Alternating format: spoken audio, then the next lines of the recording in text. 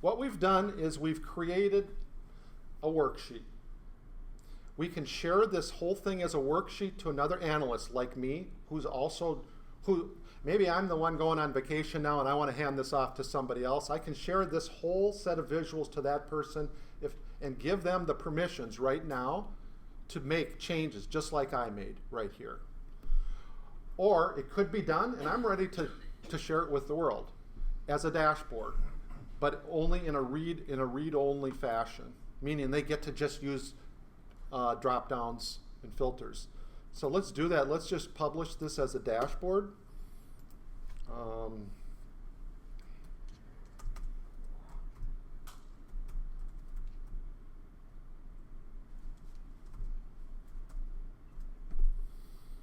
And notice here there's a couple options.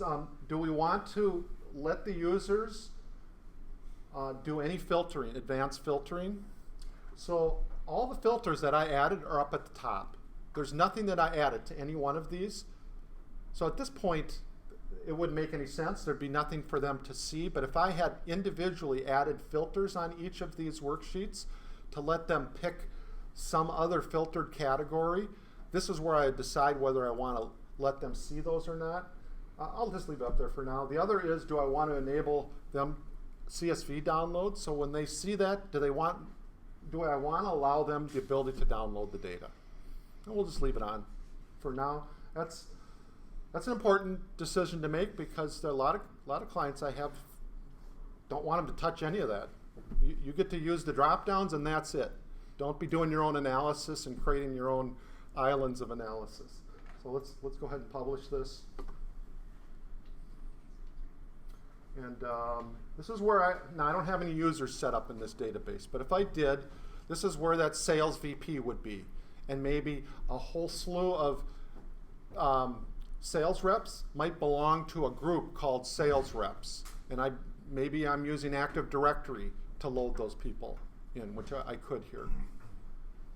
Or it could be somebody who's outside of the organization. I could put an email address here of my choosing.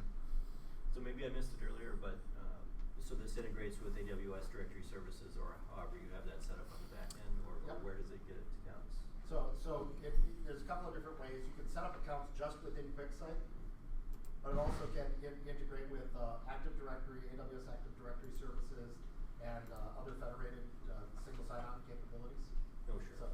Or whatever. So you've got a few different ways you can pull that together. Got it. Thanks. So this is what the dashboard looks like when we're done, and it looks very similar to what we were just looking at as the analyst role. Only difference is you don't see all of the columns here. So obviously we didn't give this person the ability to make any of those changes. We did give the ability though to see those parameters that we created. And so, you know, if I'm Alan Kelly and I want to see how 2016 came out, I can. And so here again was our learning from before. He didn't have those.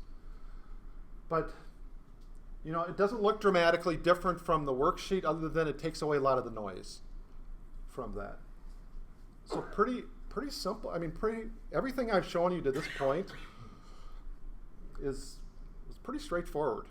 I mean, I think the average person in a couple hours could learn how to do everything I've done up to this point without you know, a ton of experience on this, frankly.